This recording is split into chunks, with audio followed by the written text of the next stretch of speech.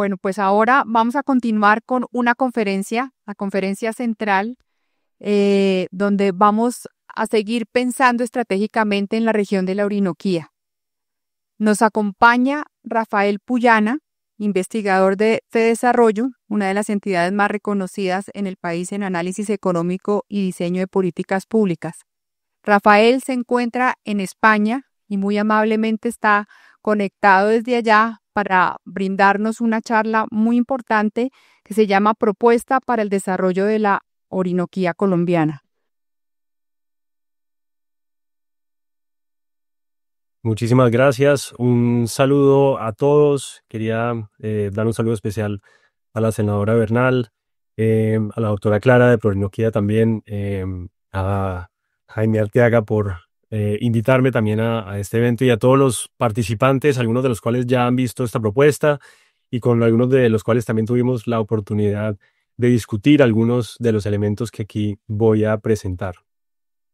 En este momento debería estar en la pantalla la portada del estudio que elaboramos en FEDesarrollo con mis coautores, que son Elena García, Luis Fernando Mejía, Indira Porto, Manuela Bernal y Camila Zambrano. Y se trata de una propuesta por el desarrollo de la Orinoquía en una visión que intentamos plantearla de la manera más rigurosa posible, basado en la evidencia cuantitativa que nos permiten los datos en Colombia, y también muy de la mano con la experiencia empresarial en agronegocios que han tenido ya décadas de aprendizajes en la región y que nos permiten tener algunas luces de cuál es el enorme potencial que tiene esta región colombiana. Yo arranco con una gran motivación para este estudio, que fue intentar entender cuál puede ser el potencial que tiene esta región a la luz de otros casos exitosos que ha tenido el mundo, en donde regiones se han convertido en jugadores clave de la alimentación regional y global. Una de esas regiones que estudiamos aquí es el estado de Mato Grosso, en Brasil, que ciertamente muestra los beneficios de décadas de esfuerzos públicos y privados por hacer un desarrollo que tuviera grandes beneficios económicos y, como van a ver en un segundo, también grandes beneficios sociales para el Estado. En 1980, Mato Grosso tenía poco más de 1 millón de hectáreas cultivadas. Ustedes lo ven en el gráfico de la izquierda. Pero ese número de hectáreas cosechadas y desarrolladas fue comenzando a crecer de manera exponencial a lo largo de las siguientes décadas. Por ejemplo, 2 décadas después, en el año 2000, ya se llegó a 5 millones de hectáreas desarrolladas, y 2 décadas después, cerca del año 2020, ya se acercaba a 20 millones de hectáreas. Ese crecimiento exponencial tuvo también efectos sustanciales sobre el PIB del sector agropecuario. En Mato Grosso, el PIB del sector agropecuario creció a más del 11,5% en los últimos 20 años, según datos del IBG. Y lo más interesante de todo es que esos efectos no solamente se vieron en el sector agro, sino que también se vieron fuertemente en el resto de la economía. Cuando uno ve el efecto que tuvo la productividad de esos agronegocios y los derrames económicos que tuvo sobre sectores como los servicios, las manufacturas, la construcción y el transporte, lo que observamos es que el efecto total sobre la economía de Mato Grosso fue también sumamente importante, como lo ven las columnas de color verde en el gráfico de la derecha. Esto llevó a que hoy en día Mato Grosso es el número 1 en el ranking brasileño en la producción de bovinos, soya, maíz y algodón, en un contexto en el cual Brasil a nivel mundial está en el primer lugar en bovinos y en soya y el tercer lugar en maíz. Es decir, esta región pasó de ser parecida a como es hoy en día la Orinoquía colombiana y llegó a ser un jugador clave de la alimentación global. Cuando decimos que este desarrollo acelerado de Mato Grosso tuvo no solo efectos económicos, sino sociales, los podemos ver de 2 formas. Por una parte, en la capacidad de los gobiernos locales y estatales de generar suficientes ingresos para poder hacer inversiones sociales y productivas. Lo que ustedes ven a la izquierda es el recaudo de impuestos estatales, federales y municipales en Mato Grosso, y lo que ven es que en las últimas 3 décadas se multiplicaron entre 5 y 7 veces los ingresos de recaudo de impuestos en reales. Esto es una cosa que uno difícilmente ve en una región, y esto tiene un potencial de desencadenar una dinámica transformadora de un territorio. Esos recursos permitieron llevar a cabo programas que llevan ya décadas de inversiones sociales y, por supuesto, de un desarrollo jalonado por el sector privado. Y eso ha llevado que hoy en día, con datos recientes, Mato Grosso muestra la mejor relación entre el ingreso per cápita y la menor desigualdad en Brasil. Brasil, como ustedes saben, eso es un país sumamente desigual, como lo es también Colombia, pero a través de este tipo de desarrollo y de esta dinámica o este ciclo de inversiones favorables y desarrollo del sector privado, han logrado posicionarse con un ingreso per cápita similar a la que puede tener el Distrito Federal, pero una desigualdad que está muy abajo del resto del país. Es decir, un gran éxito económico y social. En el caso de la Orinoquía, tenemos que volver a aterrizar y poner los pies en la tierra y decir, está todo por hacer. ¿Cuál sería el potencial de desarrollar la Orinoquía si pensáramos en este caso de Mato Grosso como un referente para poder identificar posibles escenarios de desarrollo de hoy al año 2045, es decir, 2 décadas adelante? Hicimos en este estudio una estimación por escenarios, y esos escenarios nos llevaron a comparar la situación actual, que por ejemplo, midiendo cuántas hectáreas se han desarrollado con información de los municipios de la Altillanura, vemos que se han desarrollado cerca de 240.000 hectáreas en esa subregión, y estimamos posibles escenarios hacia el futuro. Uno de ellos, el que llamamos crecimiento vegetativo, es decir, no hacer nada, como llaman en la economía del desarrollo, business as usual, y en ese caso de no hacer nada, creemos y estimamos que al 2045 se desarrollarían unas 320.000 hectáreas adicionales en el año 2045. ¿Qué pasa si se implementa una agenda de políticas e inversiones como la que estamos planteando en este estudio? Nuestra estimación en Fedesarrollo es que eso estaría acompañado de un incremento de cerca de 2 millones de hectáreas, más un efecto de productividad y de encadenamientos como el que vimos en Mato Grosso. Y ese es el caso que llamamos ahí el objetivo de política, ese escenario de 2 millones de hectáreas adicionales y los efectos económicos que eso tiene en productividad y encadenamientos. Con ese escenario les voy a mostrar qué resultados obtuvimos. Lo primero es que nos pusimos a mirar cuál era el efecto sobre el PIB departamental. Aquí les doy 2 ejemplos, el ejemplo del Bichada y el ejemplo del Meta. Si no se hiciera nada, que son las columnas de color gris, el PIB del Bichada en los siguientes 20 años va a crecer cerca del 1,9% anual, es decir, una tasa sumamente baja. Y en el caso del Meta, va a crecer 3,5% en los siguientes 20 años. De implementarse un programa como el que aquí se propone, el crecimiento del Bichada pasaría de ser de 10,4% anual durante todos los años de aquí al 2045. Y el del Meta pasaría a ser 7,2% anual. Esto es un crecimiento sumamente importante y sería de hecho superior a lo que creció la economía de Mato Grosso en los últimos 20 años. A veces los economistas hablamos de tasas de crecimiento y, por ejemplo, para un empresario esas tasas pueden parecer pequeñas cuando hablamos de una región. Para darles una idea de lo que implica crecer al 10,4% durante 20 años, el gráfico de la derecha está mostrando el efecto en niveles, es decir, en el monto del PIB del departamento del Bichada o el departamento del Meta. Y lo que ustedes ven es que es un crecimiento exponencial en el PIB. Implicaría, para que ustedes se hagan una idea, que en el caso del Bichada se duplicaría el PIB cada 8 años. Y en el caso del Meta se duplicaría cada 10 a 12 años. Esto es como el crecimiento de un emprendimiento dinámico o de una startup. Otros efectos que estimamos. Nos hicimos la pregunta, bueno, esto no solo se trata de desarrollar la región de la Orinoquía, sino queremos ver qué sucede en el sector agropecuario nacional dado que esta es una región estratégica y que tiene encadenamientos con otras regiones del país. El efecto a nivel nacional en el PIB agropecuario es que este PIB agro pasaría de crecer 2,5% anual de aquí al 2045 y comenzaría a crecer al 3,4%. Eso es un aumento de casi un punto del PIB. ¿Esto qué significa? Varias cosas. Por ejemplo, significa que el PIB agropecuario, por fin en la historia reciente de Colombia, dejaría de perder participación en el PIB total. Pero lo otro es que cuando vemos la historia también en niveles, para no pensar en crecimiento, sino en el nivel del PIB, el gráfico de la derecha también les muestra ese triángulo verde que es el valor agregado adicional que se generaría en el PIB agropecuario de Colombia por desarrollar la Orinoquía como aquí lo planteamos.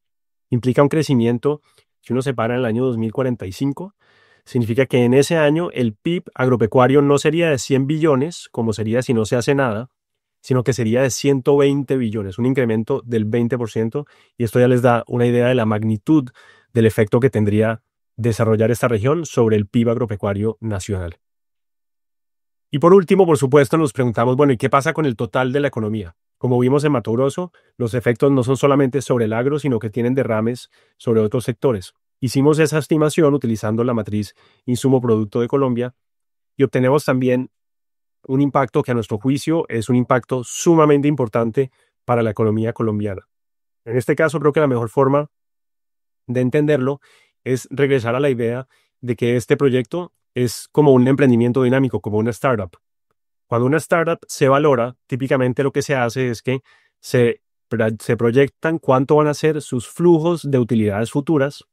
Todos esos flujos de utilidades futuras se traen a valor presente neto y eso me da una valoración de cuánto vale esa empresa. Pues hicimos eso para el caso del valor agregado que se genera en Colombia y ese valor presente neto, que es el área verde que ustedes ven en ese gráfico, nos da que a precios de hoy sería equivalente a un valor agregado de 805 billones de pesos. Eso es medio PIB de Colombia, 51,2% del PIB de 2023. De nuevo, las cifras en el margen de crecer un punto más aquí o allá parecen ser poco, pero cuando estamos hablando de los efectos agregados durante 20 años, estamos diciendo que para Colombia como un todo, este es un proyecto de país que implicaría generar valor agregado en un equivalente a incrementar el 51% de la economía nacional. Entonces, realmente estamos hablando de unos efectos sobre la economía que son muy, muy relevantes. ¿Cómo se podría lograr esto? Y ahora, de nuevo, volvemos, como decía la senadora, a intentar mirar cómo salir y no quedarnos enterrados en la carretera. Esta es una foto de una de las vías secundarias que atraviesan por el norte del Bichada, en el municipio de La Primavera, y nos da un poco una imagen de ese potencial desaprovechado que tiene la región. ¿Qué hacer aquí? Hicimos la implementación de una metodología que se llama el diagnóstico de crecimiento.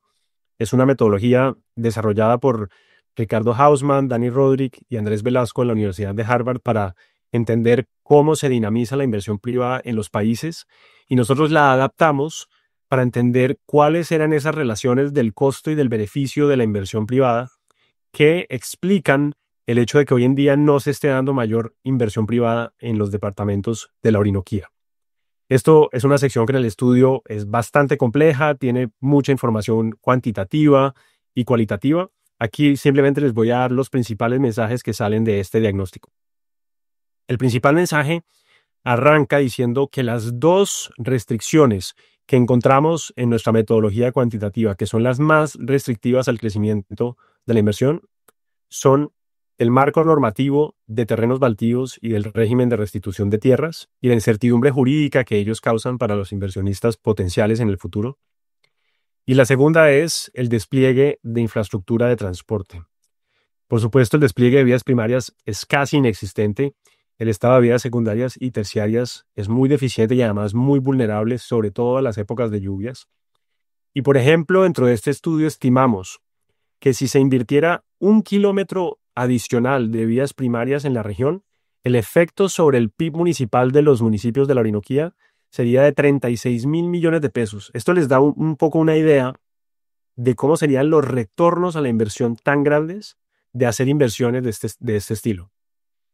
Además del tema de seguridad jurídica de la tierra y de infraestructura, revisamos también la disponibilidad que hay de poder abastecerse de agroinsumos que son críticos para poder preparar los suelos de la Orinoquía, por ejemplo, para hacer tratamiento de suelos ácidos en la altillanura, y estimamos que se requerirán cerca de 10 toneladas de cal dolomita por hectárea durante 3 años para preparar esos suelos y entre 1 y 3 toneladas anuales por hectárea en mantenimiento. Y más adelante les vamos a mostrar las implicaciones que eso tiene con una lógica de aquí a 20 años. Lo otro es que en términos de financiamiento para los productores, se detecta que hay poca demanda de crédito de parte de los pequeños productores y una gran restricción de oferta de crédito para los más grandes que sí están solicitando el financiamiento.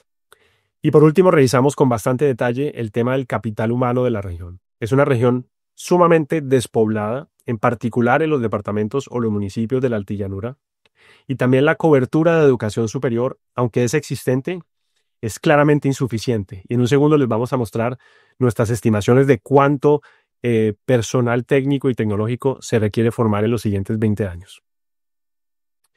Ahora pasamos a la propuesta. ¿Qué recomendaciones planteamos nosotros para poder resolver esos obstáculos que encontramos en el diagnóstico de crecimiento?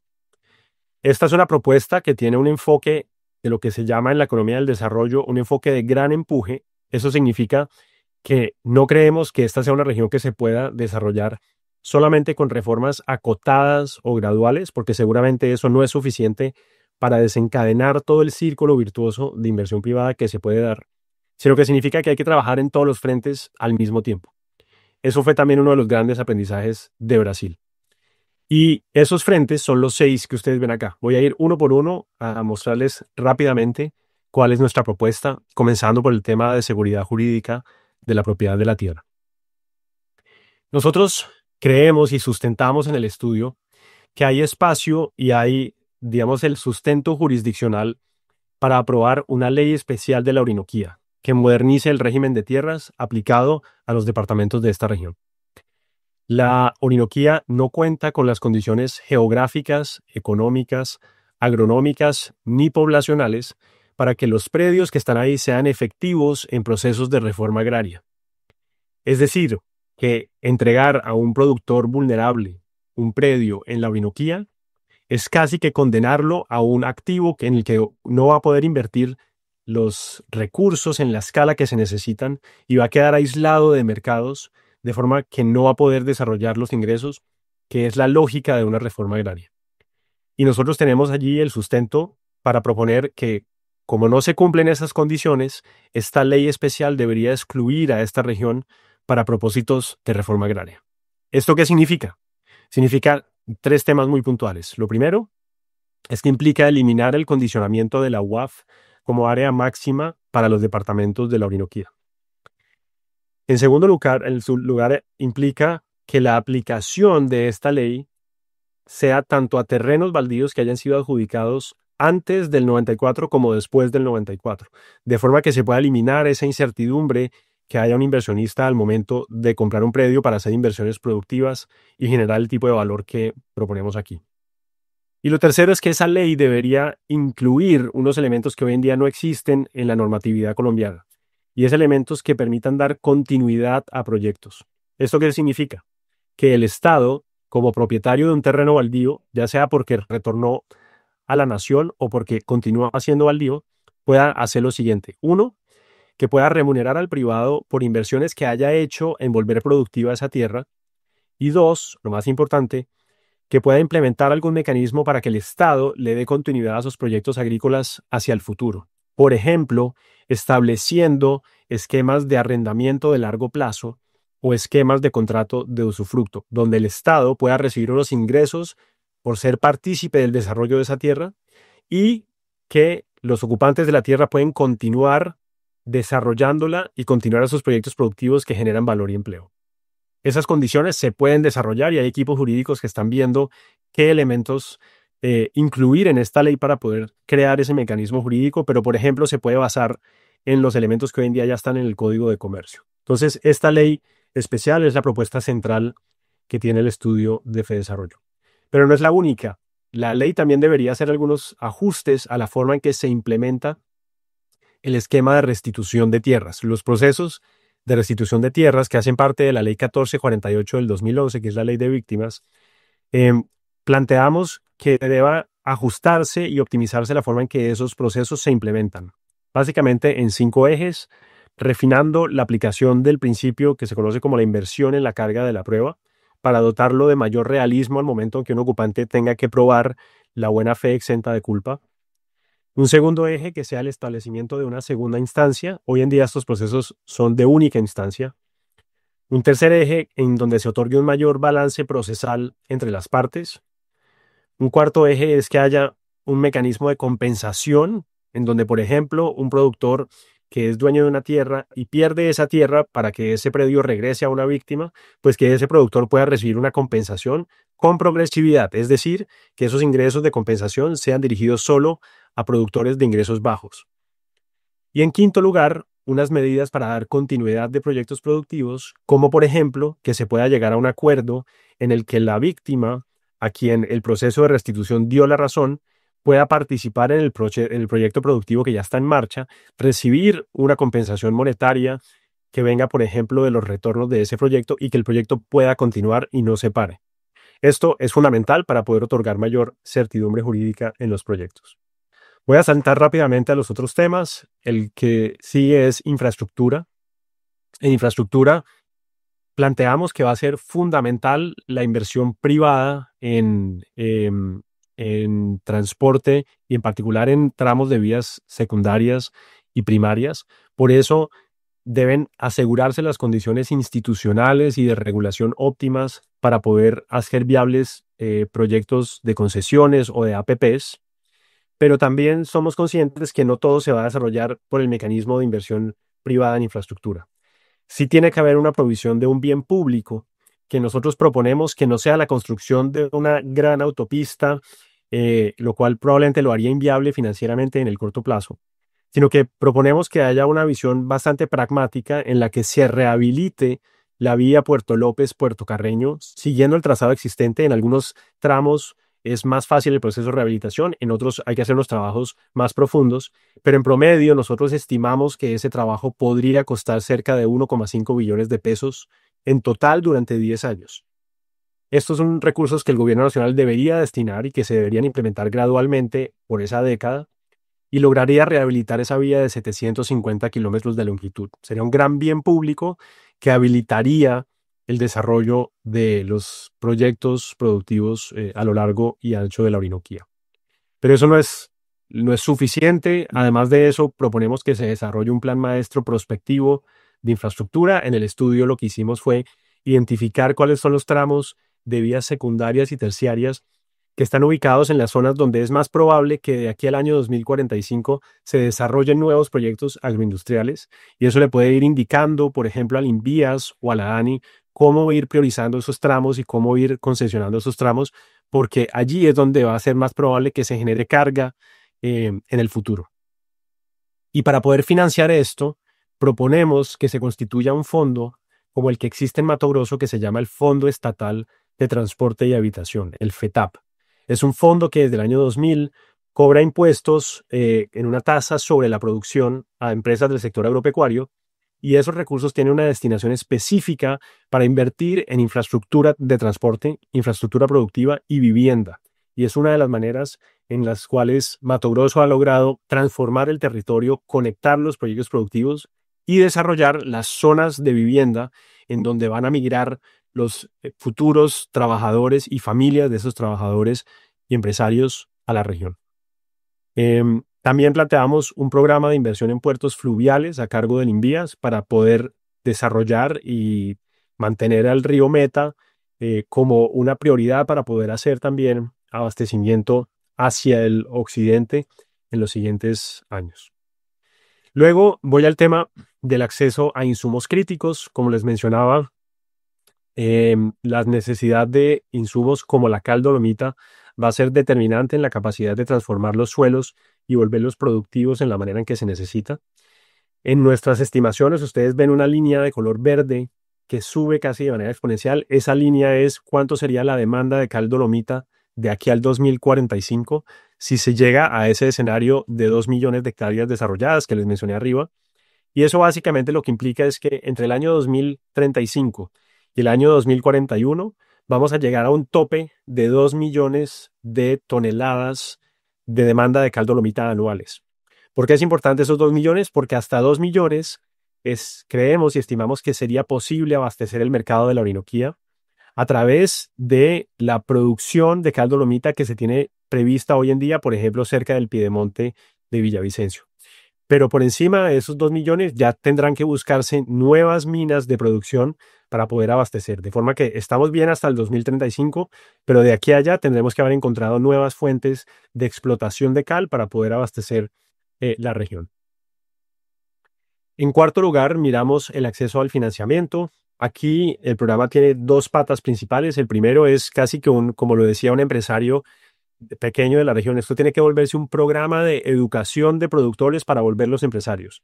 Un programa de asistencia y acompañamiento a productores en donde se le puede dar asistencia para mejorar sus solicitudes de crédito, capacitación en formulación de proyectos y capacitación en gestión de riesgos. Todo esto para fortalecer la demanda de fondeo de estos pequeños, para los cuales hay crédito disponible, pero no hay suficiente solicitud de crédito de parte de ellos. Y para los grandes, lo que sí se necesita es aumentar la oferta de crédito. Entonces ahí planteamos aumentar esa oferta con créditos, por ejemplo, Finagro y de Banco Agrario, adaptados al ciclo agrícola, como lo ha venido haciendo el Banco Agrario recientemente. Establecer una estrategia de lo que se conoce como blended finance, en donde recursos externos, ya sea de fondos internacionales, filantrópicos o públicos, puedan cubrir pérdidas iniciales o proveer garantías y asumir ese riesgo de las etapas tempranas de los agronegocios. Que también se promueva la Orinoquía como un destino de inversión estratégica internacional. Por ejemplo, será una tarea para ProColombia buscar inversión extranjera y socios estratégicos que vengan a invertir a la Orinoquía con los más altos estándares en sostenibilidad ambiental y para los cuales la inversión sea de alto impacto. Y por último, también expandir el mercado de bonos de carbono, el cual tiene una serie de problemas, pero de aquí al 2045 seguramente podrá ser una fuente de financiación adicional muy importante, dado el potencial de secuestro de carbono que tiene esta región. Cierro con las últimas dos diapositivas. En capital humano, como les decía, estimamos que se requiere un programa para formar 23,000 profesionales con becas e incentivos para que no deserten su formación en habilidades relacionadas con agronegocios. Esta es una inversión que comparado con el resto de inversiones no es muy grande, sería de cerca de 60,000 millones de pesos, pero es crítica para poder formar habilidades que hoy en día no se están formando en alimentos y bebidas, en construcción, en logística y en transporte. Esto implica también que el sector privado trabaje en mayor colaboración con el SNIAD. Hay buenos ejemplos de proyectos que están trabajando con Agrosavia, con el CIAT, pero promover esto de forma más importante, como lo hace Embrapa, en el caso brasileño, es fundamental. Planteamos otros mecanismos de inversión que los voy a saltar por tiempo, pero que los pueden encontrar en el estudio y que buscan crear formas de que la inversión privada también pueda destinarse a dotaciones urbanas, vivienda y construcción de colegios. Y por último, una estrategia de encadenamientos y productividad que busca que estos agronegocios que seguramente van a aparecer en la Orinoquía estén enfocados en aquellos sectores, productos y tecnologías que tienen la mayor probabilidad de generar alto valor agregado. Hicimos dentro de este estudio y encontramos que las principales oportunidades se van a encontrar en el futuro en la producción de proteínas animales y sus derivados, en la producción de biocombustibles, como lo es biodiesel y también SAF, en la producción de agroindustrias basadas en cacao, frutos secos, caucho natural o maderables, o en productos de cultivos que son tropicales como la palma, el coco, frutales y verduras con alto margen. Por supuesto, esto no son todos los productos que se pueden desarrollar, pero sí son aquellos productos y sectores en donde otros países que tenían capacidades similares a las de la Orinoquía hace 20 o 30 años se comenzaron a mover hacia allá. Entonces, por eso es que ponemos en el foco estos sectores con potencial. Esto implica una serie de elementos adicionales, por ejemplo, aprovechar las lecciones de integración de la producción de granos y ganadería que ya se ven en la región. Implica desarrollar un programa de mejora regulatoria para modernizar el agro, por ejemplo, una gran simplificación de procesos en regulaciones de inocuidad y medidas sanitarias del ICA y del INVIMA que ayudarían a la Orinoquía y en general al agro colombiano. y algunos mecanismos tributarios que podrían incentivar mayores efectos de productividad o de intensidad en el uso de la tecnología, como pueden ser descuentos de inversiones en productividad o depreciación acelerada de CAPEX, como se ha hecho también en Brasil. Y en últimas, por supuesto, esto en el largo plazo va a implicar programas de inversión en investigación, en desarrollo y en adaptación de paquetes agroeconómicos. Y esto seguramente tendrá la necesidad de invertir grandes montos, pero esto no son inversiones solo públicas, sino que tienen que ser públicas y privadas, como lo observamos en Brasil. Sé que me tomé un poco más de tiempo, pero ya con esto cierro con las conclusiones. Creemos que este estudio aporta a varios estudios que se han hecho en el pasado, que han diagnosticado muy bien la región, varias iniciativas que traen distintos actores, y creo que nosotros lo que aportamos es que planteamos aquí un trabajo cuidadoso de cuantificación de las oportunidades económicas de desarrollar la Orinoquía. De nuevo, indicamos que se podrían desarrollar 2 millones de hectáreas al 2045 con alta productividad y encadenamientos, y los efectos serían muy importantes, cerca de 800 billones en valor presente neto, que es equivalente al 51,2% del PIB. También traemos en este estudio una propuesta pragmática de una alternativa para resolver el problema de la inseguridad jurídica con esta ley especial para la Orinoquía. Esta propuesta se discute actualmente con algunos asesores jurídicos porque hay que prepararla y poder plantearla de forma bien específica, de forma que se pueda presentar posteriormente a un nuevo gobierno nacional. Y este estudio identifica también en Mato Grosso un referente que nos permite identificar muy bien cuáles son las posibilidades, romper mitos, identificar dónde hay mecanismos prácticos y un conocimiento aplicable al caso colombiano. Este estudio es un componente pequeño, hace parte de un proceso más sistemático de socialización a stakeholders clave, como lo que estamos haciendo en este encuentro, y que también incluye visitas todo el tiempo a la Orinoquía, misiones internacionales, discusiones académicas y de política, y espero que lo que presentamos aquí como propuesta sea útil para el debate que se va a estar dando durante el día de hoy en el encuentro. Muchas gracias por su atención.